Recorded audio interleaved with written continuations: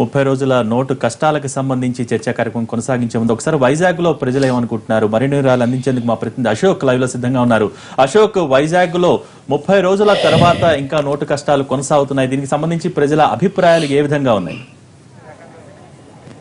భోగి పెద్ద నోట్లు రద్దయి ఇప్పటికీ 30 రోజులు అయినప్పటికీ కూడా విశాఖ వాసుల కష్టాలు తీరలేదనే చెప్పుకోవచ్చు. ఎందుకంటే ఎక్కడ చూసినా సరే ఏ ఏటీఎంలు బ్యాంకుల దగ్గర నుంచున్నా సరే గంటల పాటు క్యూలో నుంచుంటే 2000 రూపాయల నోట్లు మాత్రమే వస్తున్నాయి. అయితే చాలా చోట్ల ఆ పరిస్థితి కూడా లేదు. ఎందుకంటే 80% ఏటీఎంలు చాలా వరకు కూడా పనిచేయని పరిస్థితి ఉంది. దీంతో సామాన్యులందరూ చాలా తీవ్ర ఇబ్బందులు గురవుతున్న పరిస్థితి అయితే ఉందని చెప్పుకోవచ్చు. మనతో పాటు ప్రస్తుతం కొంతమంది పబ్లిక్ ఉన్నారు, వారిని అడిగి తెలుసుకుందాం. సరే, ప్రధానంగా అమ్మ మీరు చెప్పండి, నోట్లు రద్దు తర్వాత డబ్బుల కోసం అసలు ఎలా ఇబ్బంది పడుతున్నారు? ఇప్పుడు ఒక గృహిణిగా ఇంట్లో అసలు ఎలాంటి పరిస్థితులు ఎదుర్కొంటున్నారు? అంటే 2000 నోటు ఇస్తున్నారండి. బ్యాంక్ వెళ్తే 2000 నోట్లు రూపాయలు ఇస్తే వాళ్ళకి చిల్లర చేంజ్ ఇవ్వమంటే వాళ్ళు చిల్లర చేంజ్ ఇవ్వట్లేదు. అంటే మోడీ గారు చేసిన కాన్సెప్ట్ బాగానే ఉంది, కానీ కరెన్సీ మాత్రం అందుబాటులో చేసిన తర్వాత చేసుంటే బాగుండు. పేదలైతే 2000 రూపాయల నోటు ఇస్తే వాళ్ళు చిల్లర మార్కెట్కి వెళ్తే వాళ్ళు ఇవ్వట్లేదు డబ్బులు. మాకు అంటే వస్తువులు ఇవ్వడానికని చాలా ఇబ్బంది పెడుతున్నారు. తర్వాత ఏంటంటే ఇప్పుడు నేనైతే ఎస్హెచ్జి గ్రూప్లని ఒక దీనిగా చేస్తున్నాను. మాకు లోన్స్ కూడా అవైలబుల్గా ఇచ్చేవారు. ఇప్పుడు ఏంటంటే చాలా మటుకు ఏంటంటే 10,000 తీయడం అవుతుంది. వారానికి 10,000 అంటే వాళ్ళు వ్యాపారస్తులు ఉంటారు, వాటికి లోన్ పెట్టుకుంటారు అన్నమాట.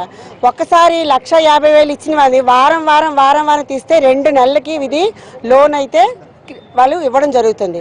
అలా అయితే వ్యాపారస్తులు ఒకసారి 10 మందికి ఇవ్వాల్సిన డబ్బు ప్రతి రోజుకి అంటే 4-5 రోజులకి ఒకరికి ఇచ్చుకొని రావాలన్నమాట. కరెన్సీ అయితే మాత్రం 2000 రూపాయలే ఇస్తున్నారు. 100 రూపీస్ లేవు, 500 లేవు. ఇప్పుడు 500 పట్టుకొని మేము బీచ్కి వచ్చామని అనుకోండి, అదేంటంటే ఇంతకుముందు అయితే చాలా మటుకు మాకు వెసులుబాటుగా ఉండేది. ఇప్పుడు ఆ వెసులుబాటు లేదనమాట. మోడీ గారు చేసిన కాన్సెప్ట్ చాలా బాగానే ఉంది. నల్లధనం వచ్చిన 9వ రోజు అయితే చాలా మటుకు బస్తాలు విసిరేశారు డబ్బులు. అది నల్లధనం ఉన్న వాళ్ళు అలా విసిరేసుకున్నారు, పేదవాళ్ళు మాత్రం అలాగే ఉన్నారు. ఇంకో కాన్సెప్ట్ ఏంటంటే బ్యాంకు వాళ్ళు కూడా సహకరిస్తున్నారు. అది మైనస్ పాయింట్. సరే, అంటే మీరు చెప్పండి, ఇప్పుడు మీ ఇన్నాళ్ళ ఎక్స్పీరియన్స్లో అంటే బ్యాంకుల ముందు అన్ని గంటల పాటు నిలబడి డబ్బులు తీసుకున్న పరిస్థితి ఎప్పుడైనా చూసారా? ఇప్పుడు ఎలా ఉంది? ఇప్పుడు ఈవెన్ ఏటీఎంస్ రాకమునుపు, కంప్యూటరైజ్ కాకమునుపు కూడా ఇంతసేపు బ్యాంకులో ఇప్పుడు ఉండలేదు. వెళ్ళి విత్డ్రాల్ ఫారం ఇస్తే వెంటనే దొరికింది. ఇప్పుడు అవర్స్ టుగెదర్ ఉండవలసి వస్తున్నది.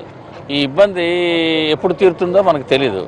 కానీ హయ్యర్ డినామినేషన్స్ ఎప్పుడు పోయాయో ఈ లోయర్ అదే 84% అనమాట. హైయర్ 1,500 నోట్స్, ఈ 16% సర్క్యులేషన్లో లేదు స్మాలర్ నోట్స్. అంచేత ప్రజలు చాలా ఇబ్బంది పడుతున్నారు. అంతేకాని మరెటువంటి ఇబ్బంది లేదు. ఇది చిన్న షాపింగ్కి వెళ్తాం, 100-150 అవుతుంది, 2,000 రూపాయలు ఇస్తే తను చేంజ్ లేదంటాడు. ఆయన పెద్ద ఘర్షణ, ప్రాబ్లము ఇవన్నీ క్రియేట్ అవుతున్నాయి.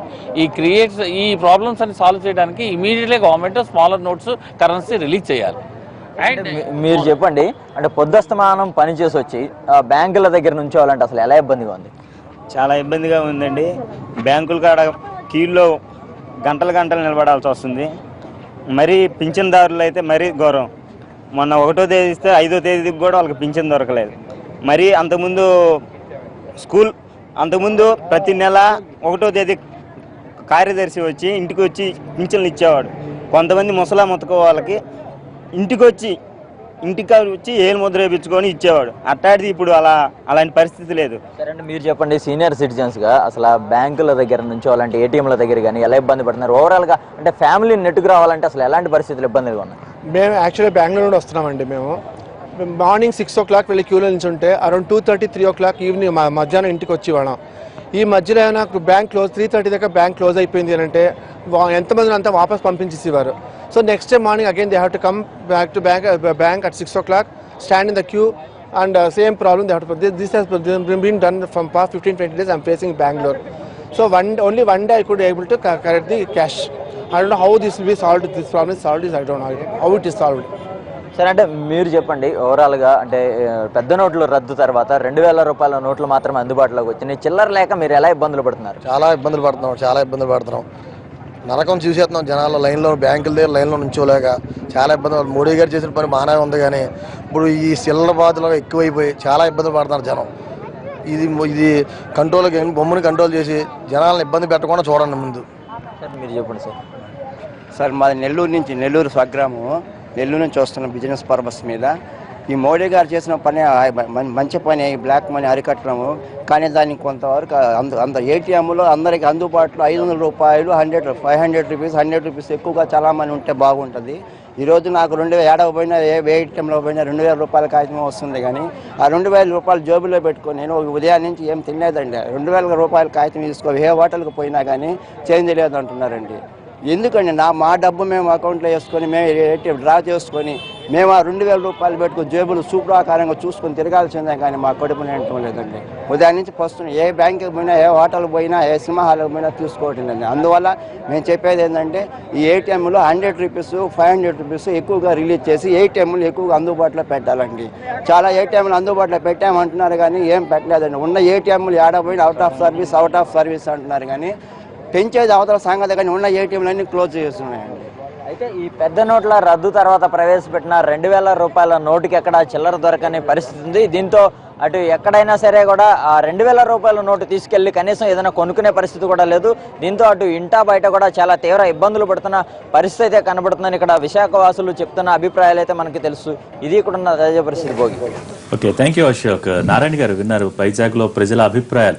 ఇప్పటికీ నిర్ణయాన్ని పూర్తి స్థాయిలో మనస్ఫూర్తిగా స్వాగతిస్తూనే ఉన్నారు. కష్టం పట్టడానికి కూడా ప్రజలు రెడీగానే ఉన్నారు. కానీ అటువంటి సందర్భంలో ప్రజలు పడుతున్న కష్టాలపైన ప్రభుత్వం దృష్టి సారించట్లేదనే ఒక ప్రధానమైనటువంటి విన్నపం వాళ్ళ దగ్గర నుంచి వస్తుంది. దాని మీద ఎక్కడా దృష్టి పెట్టిన ఇది లేదు. ఒకవైపు బ్యాక్ డోర్ లో సంపన్నులందరికీ, బడాబాబులందరికీ డబ్బులు వెళ్ళిపోతున్నాయి. కానీ డబ్బులు ఇక్కడ 2 సమస్యలు. ఒకటి డబ్బులు డ్రా చేసుకోవడం సమస్య అయితే, పెద్ద నోటు చేతికి రావటం చిల్లర సమస్య ఒకటి.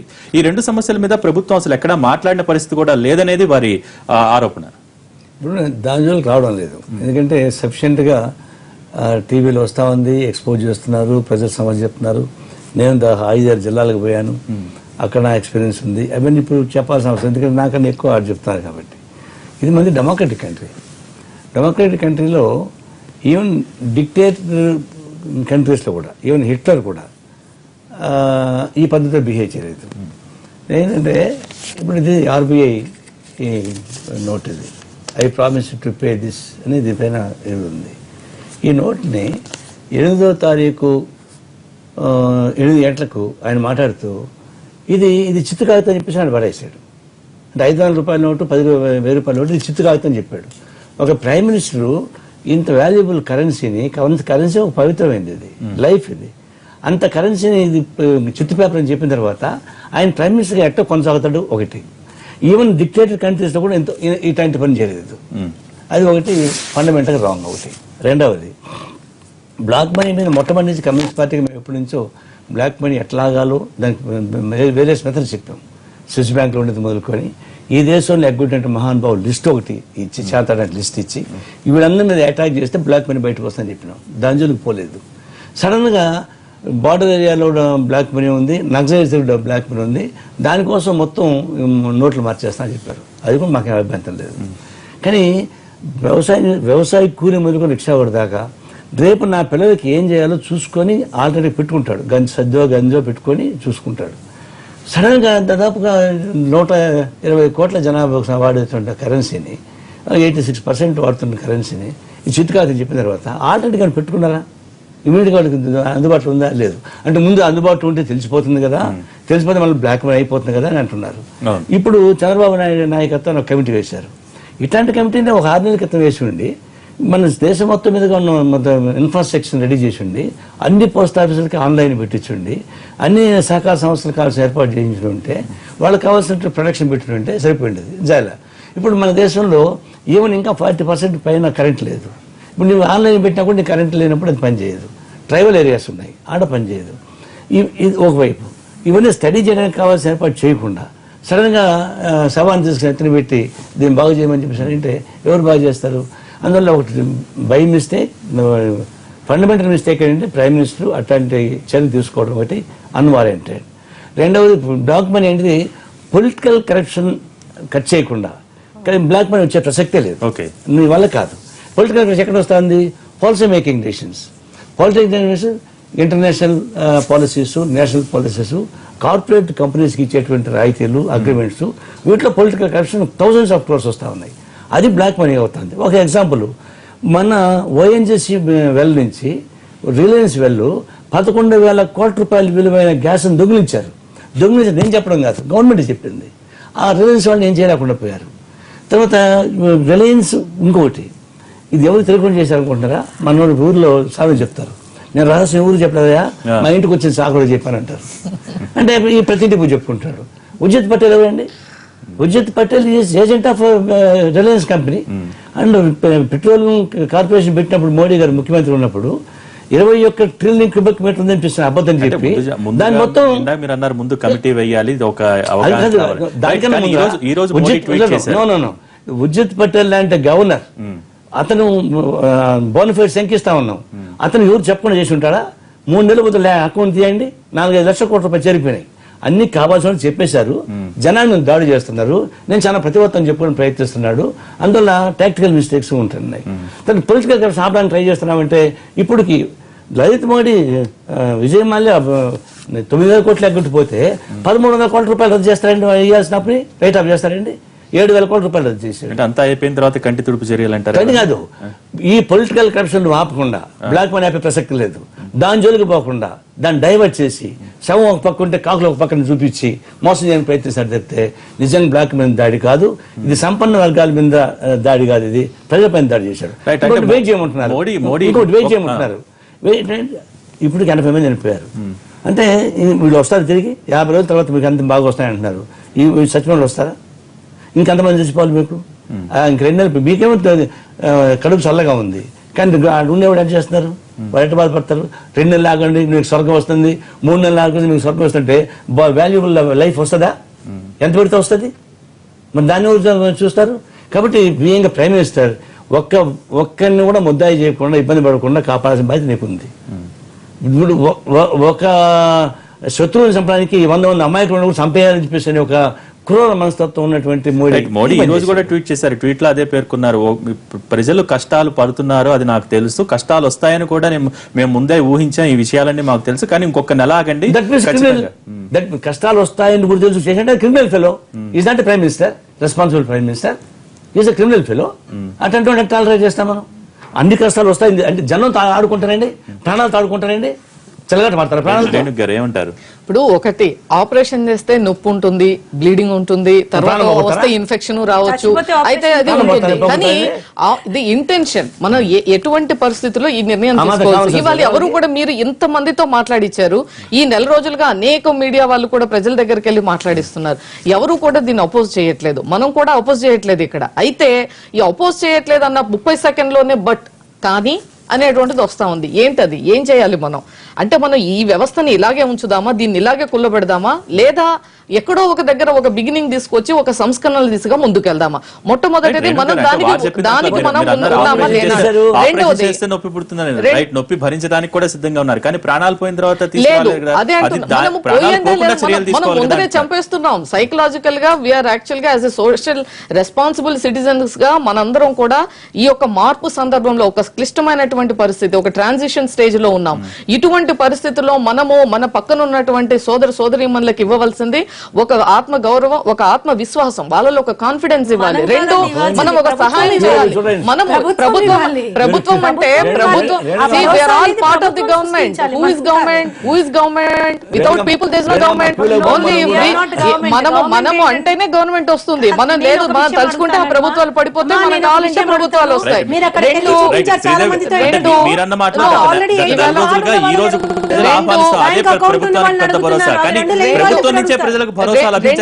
ఇప్పుడు అందుకే అంటున్నాను, ఈవేళ చంద్రబాబు నాయుడు గారు డే 1 ఆఫ్ డిమానిటైజేషన్ నుంచి ఇవాల్టి వరకు ఆయన తీసుకున్నటువంటి చర్యలు ఏంటి? ప్రొయాక్టివ్ గా ఉండాలి. ఇవాళ షెడ్యూల్ బ్యాంక్స్ కూడా ముందుకు రావాలి. కొన్ని ఏదో గవర్నమెంట్ బ్యాంక్సే కాకుండా ప్రొయాక్టివ్ గా రావాలి. వాళ్ళు రైతులు గాని పేదవాళ్ళు పడుతున్నటువంటి కష్టాలకు అనుగుణంగా వీళ్ళు ఎంత మేరకు చేయగలుగుతారో చేయాలి.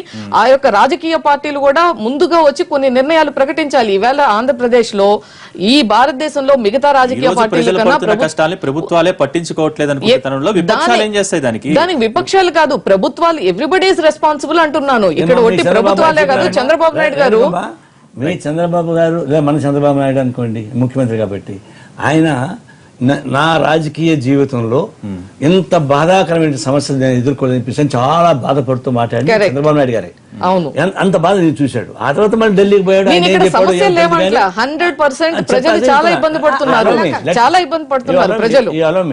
ఆయన అంత బాధపడి చెప్పినాడు. ఆ తర్వాత ప్రైమ్ మినిస్టర్కి పోయాడు, అది ఏం చెప్పాడు ఏంటో ఆయన వాళ్ళ మతలబులు. కేసీఆర్ పోయాడు, ఆయన పోయాడు, ఏం చెప్పాడు మాకు తెలియదు. ఇప్పుడు ఆయన కమిటీ చైర్మన్ వేసాడు. ఆయన కమిటీ చైర్మన్ వేసేకాడికి ఇంకా ఆయన భుజుకరెడ్డి అది పెట్టుకున్నాడు. ఆ ఆయన ఏం చేస్తాడు, ఆయన టెలికాన్ఫరెన్స్ చెప్తాడు. చనిపోయేవాడికి నువ్వు బాగుండరా ఇది చెప్తుంది, ఇప్పుడు నువ్వు ధైర్యంగా ఉండని చెప్పలేదు. చచ్చిపోవాళ్ళకి ధైర్యం చెప్పేసి మాత్రం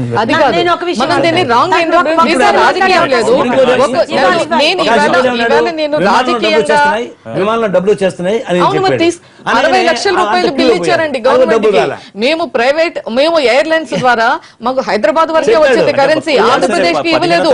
ఆర్బీఐ నుంచి 2000 కోట్ల రూపాయలు హైదరాబాద్ వచ్చింది. ఇక్కడ నుంచి తిరుపతి గానీ, విశాఖపట్నం గానీ, విజయవాడ గానీ మేము ప్రైవేట్ షాప్ ప్లేన్స్ లో మొత్తం సీట్లన్నీ తీయించి 60 లక్షలు దానికి బిల్లు కట్టాం మేము. అంటే ప్రజలకి తొందరగా ఇవ్వాలి, మనం ఇచ్చేటువంటి సర్వీసెస్ మనం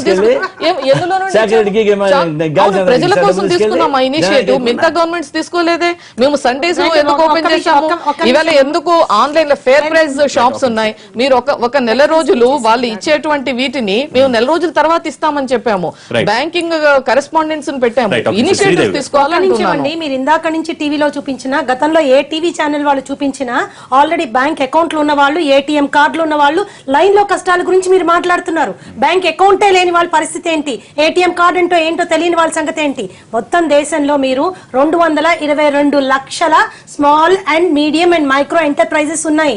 దీంట్లో జీతాలు నెలవారీగా ఇవ్వరు, బ్యాంక్ అకౌంట్ లో జమ చేయరు, వారానికి ఇంత అని వేజెస్ సిస్టమ్ లో ఇస్తారు. వాళ్ళ పరిస్థితి ఏంటి? ఈ రోజు ఇంతో అంతో ఆధారం ఉంది కాబట్టి బ్యాంకులో ఉంది, ఎక్కడా పోదు. ఈ రోజు కాకపోతే రేపు వస్తుందన్న ధైర్యం అక్కడ లైన్ లో నిల్చున్న వాళ్ళకందరికీ ఉంది.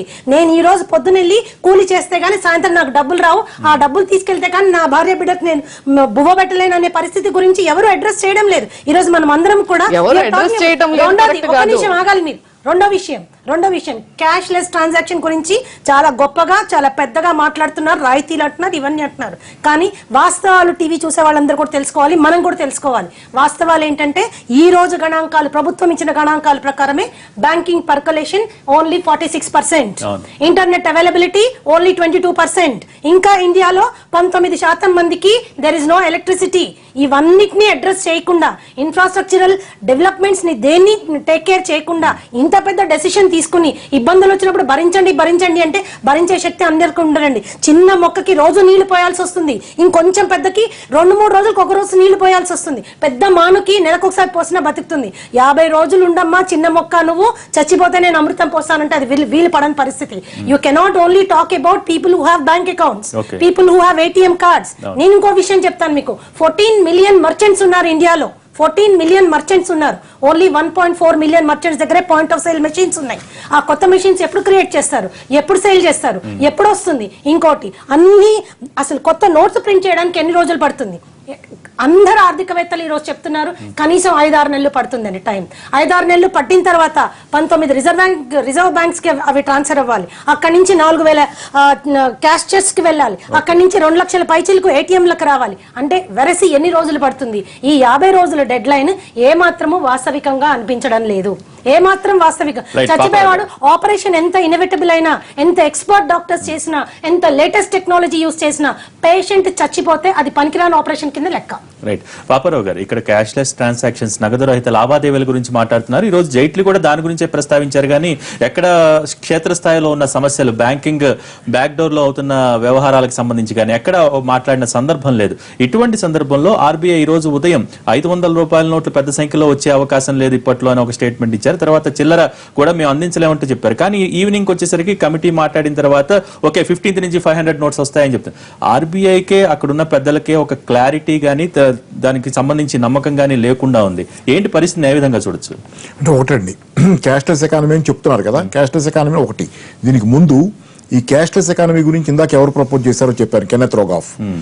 దాంతో పాటుగా దీనికి సంబంధించిన వ్యవహారాలు ఇక్కడ లేవు, IMF లో కూడా ఉన్నాయి. లారీ సమ్మర్స్ అని అమెరికన్ ట్రెజరీ సెక్రటరీ, అంటే అమెరికా ఆర్థిక మంత్రి గతంలో క్లింటన్ గవర్నమెంట్లో, ఆయన చాలా స్ట్రాంగ్గా అడ్వకేట్ చేశాడు. IMF రీసెర్చ్ గ్రూప్ మీటింగ్లో ఆయన అడ్రస్ చేసింది ఏంటంటే క్యాష్లెస్ ఎకానమీ గురించి ఆయన చాలా బలంగా ప్రతిపాదించాడు. ఎందుకంటే వాళ్ళ క్యాష్లెస్ ఎకానమీ ప్రపంచం అంతా ఈరోజు ఉన్నటువంటి వ్యవస్థ, మార్కెట్ వ్యవస్థ ఉపాధి అవకాశాలు కల్పించలేక ఉన్న ఉద్యోగాలు పోతా గ్లోబల్ క్రైసిస్లో ఉంది. ఇంకా వెళ్తుంది లోపలికి. అందుకే ట్రంప్ వచ్చాడు అక్కడ, లేకపోతే బ్రిటన్లో బ్రెగ్జిట్ జరిగింది. ఈ క్రైసిస్ టైంలో ఏమవుతుందంటే they wanted to have negative interest rates. Interest రేట్లు ఇప్పుడు ఉన్నట్లుగా 1%, 0% పైన ఉండకూడదు, 0% కంటే కిందకు ఉండాలి. Negative interest rates. Japan is trying that. ఈ నెగటివ్ ఇంట్రెస్ట్ రేట్ అంటే ఏంటంటే మీరు కనుక డబ్బులు బ్యాంకులో పెట్టుకుంటే మీరు ఇంతకుముందు మామూలు ఇంట్రెస్ట్ రేట్ ఎంతో కొంత 1 or 2.5 ఇచ్చేవాళ్ళు ఇంట్రెస్ట్. ఇప్పుడు అది ఇవ్వరు. మీరు బ్యాంకులో డబ్బులు పెట్టుకుంటే మీరు బ్యాంకుకి డబ్బులు కట్టాలి. మీరు బ్యాంకుకి డబ్బులు కట్టి మీరు పెట్టుకోవాలి. ట్రాన్సాక్షన్ ట్యాక్స్ మీరు బ్యాంకు డబ్బులు కట్టి పెట్టుకోవాలి. అది నెగటివ్ ఇంట్రెస్ట్ రేట్ తేవడానికి ట్రై చేస్తున్నారు. అది తెస్తే ఏమవుద్దంటే వీళ్ళు ఇప్పుడున్న పరిస్థితిలో, క్యాష్ ఇట్లా ఉన్న పరిస్థితిలో అది తెచ్చి నెగటివ్ ఇంట్రెస్ట్ రేట్ పెడితే అందరూ విత్డ్రా చేసేసుకుంటారు. క్యాష్ వాడికి కట్టి అక్కడ పెట్టి డబ్బులు నేనే తెచ్చుకుంటాను, తెచ్చేసి బయటికి. అంటే బ్యాంక్ రన్ జరుగుద్ది, బ్యాంకులన్నీ కొలాప్స్ అయిపోతే వాటి దగ్గర లోన్స్ ఇవ్వడానికి డబ్బులు ఉండవు. ఈ స్థితిలో ఆపాడాలంటే ఏం చేయాలంటే క్యాష్లెస్ ఎకానమీ తేవాలి. క్యాష్లెస్ ఎకానమీ క్యాష్ లేకుండా చేసేస్తే డిజిటైజ్ చేసామంటే అది ఆపేస్తారు, మొత్తం స్తంభించిపోద్ది. కాబట్టి దీనికోసం చేసిన పని ఇది. దాని అంతటి పర్పస్ ప్రపంచంలో ఉన్నటువంటి మొత్తం వ్యవస్థ, మార్కెట్ వ్యవస్థ తీవ్రమైనటువంటి సంక్షోభంలో ఉంది. దానికి ప్రయోగశాలగా భారతదేశాన్ని మార్చుకొని అమెరికాలో చెప్పినటువంటిది కెన్నెత్ రోగాఫ్ చెప్పింది కూడా అభివృద్ధి చెందిన దేశాలకు దీన్ని ప్రతిపాదిస్తే దాన్ని తెచ్చి ఆయన కూడా క్లియర్ గా చెప్పాడు ఇండియాలో ఇది ఇట్లా చేయకూడదు. పైగా మీరు అడ్వాన్స్ ఇంటర్నెట్ కనెక్టివిటీ గానీ అదే కాదు నేను ఇంకోటి కూడా చెబుతాను. అసలు క్యాష్లెస్ ఎకానమీ పక్కన పెట్టండి, మీరు డిజిటైజ్ చేయలేరు. దీన్ని డిజిటైజ్ వ్యవహారం పక్కన పెట్టండి. రెండోది అసలు ఈ రోజు కొత్తగా తెచ్చిన మాట మొదటి రోజు నుంచి లేదు. మొదటి రోజు నుంచి డిజిటైజేషన్ వ్యవహారం లేదు. మొదటి రోజు వీళ్ళు మాట్లాడింది బ్లాక్ మనీ గురించి, టెర్రరిజం గురించే మాట్లాడారు మోడీ గారి. తర్వాత ఇప్పుడు మధ్యలో తెచ్చారు, దాన్ని మధ్యలో తెచ్చి మాట్లాడతారు డిజిటైజేషన్. ఇప్పుడు నేను మొదటి వ్యవహారాలు మాట్లాడుతున్నా. మీకు ఆ చిత్తశుద్ధి లేదు. మీరు బ్లాక్ మనీ గురించి కాదు. ప్రజలు ఆల్రెడీ చాలా మంది అంటున్నారు బ్లాక్ మనీ అంటే మొత్తం డబ్బులు బ్యాంక్ వచ్చేసినాక అన్ని బ్లాక్ మనీ కూడా మారిపోయింది. పెద్దవాళ్ళంతా చెప్తాను, ఉదాహరణలు చెబుతా. ఈ బ్లాక్ మనీ వ్యవహారం అయితే కరెన్సీ ఎంత ఉంది? మొత్తం కరెన్సీ మీదే కదా అటాక్. ఇప్పుడు కరెన్సీ ఎంత ఉంది దేశంలో? కరెన్సీ 10.4% ఆఫ్ ది ఎకానమీ మాత్రమే. మిగతా 89.6% ఎకానమీ దేనిలో ఉంది? గోల్డ్లో ఉంది, ఫారిన్ అకౌంట్స్లో ఉంది, ఫారిన్ కరెన్సీలో ఉంది, రియల్ ఎస్టేట్లో ఉంది. దీన్ని మీరు టచ్ చేయలేదు ఇంతవరకు. 10.4% ఎకానమీ మీద మీరు దాడి చేశారు. పైగా గత 5 సంవత్సరాల కాలం ఇన్కమ్ ట్యాక్స్ దాడుల తాలూకు లెక్కలు, వివరాలు మీరు తీసి చూస్తే దానిలో దొరికిన ఇన్కమ్ ట్యాక్స్ దాడులు జరిగినప్పుడు దొరికిన చోట దొరికింది ఏంటంటే 5 to 6% మాత్రమే క్యాష్ దొరికింది మీకు. మిగతాదంతా వేరే దొరికిన అసెట్స్. 5 to 6% క్యాష్ దొరికింది మీకు.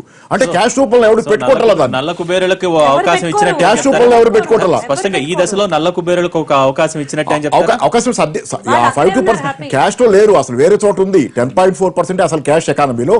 దానిలో ఇన్కమ్ ట్యాక్స్ రేట్ చేస్తే దొరికింది. దొంగ డబ్బులు పెట్టుకుంటున్నారు 5.56%. కాబట్టి ఆ మాత్రం పరిమితిలోనే ఉంటున్నారు వాళ్ళు. కాబట్టి మీరు డబ్బు మీద దాడి చేస్తే ఏమి రాదు, దేశం నాశనమే. కాబట్టి మొదట చెప్పిందైనా అబద్ధం కావాలి, ఇప్పుడు డిజిటైజేషన్ అయినా అబద్ధం కావాలి. నాకు అర్థమైనంత ఏంటంటే మొదట చెప్పిందే అబద్ధం. ఎందుకంటే బ్లాక్ మనీ కాదు వీళ్ళ టార్గెట్. ఆ రోజు టార్గెట్ టెర్రరిజం అయితే అవ్వచ్చు, కానీ బ్లాక్ మనీ మాత్రం కాదు. అయితే రెండోది ఈ రోజు క్లియర్ గా ఏంటంటే ఈ రోజు టార్గెట్ డిజిటైజేషన్ అనేది చెబుతున్నారో ఇది మాత్రమే నిఖార్సుగా నిలబడి దీనికోసం చేస్తున్నారు. భారతదేశం మీద బలవంతాన భారతదేశం ఈ రోజు ఒక ఆర్థిక కాన్సన్ట్రేషన్ క్యాంప్ గా మారింది. ప్రజలు సఫకేట్, ఊపిరాడక సతమతం అయిపోతున్నారు, గ్యాస్ ఛాంబర్ లో ఉన్నట్టు. డబ్బు లేక విలవిల్లాడిపోతున్నారు. పెద్ద మనుషులు ఎవరు వాళ్ళు అడుగుతున్నారు ప్రతి చోట ఇదే మాట. ఎవరు మాట్లాడినా క్యూలలో కూడా చూడండి, మీరు మైకులు పెట్టి రకరకాల ఛానల్ ఏమంటున్నారంటే పెద్దవాళ్ళు ఎవరు క్యూల్లో లేరు, కార్లు పెద్ద కార్లలో వచ్చిన వాళ్ళు ఎవరైనా ఇక్కడ ఉన్నారా, పెద్ద మనుషులు లేరు మాట్లాడుతున్నారు. చూడండి, అది బడాబాబులకు బ్యాంకుల్లో దొరుకుతున్న నగదు సామాన్యుడికి ఎందుకు దొరకట్లేదు? చిన్న బ్రేక్ తర్వాత దీని గురించి చర్చిద్దాం.